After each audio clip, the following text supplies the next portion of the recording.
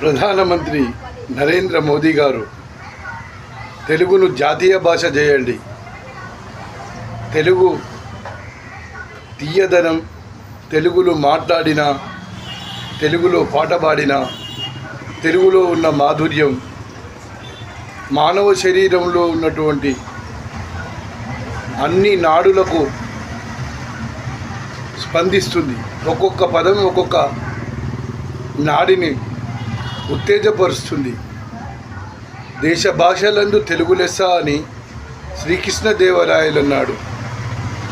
తెలుగును అనా పైసలపైన బ్రిటిష్ కాలం నాడే బ్రిటిష్ వారే ముద్రించారు.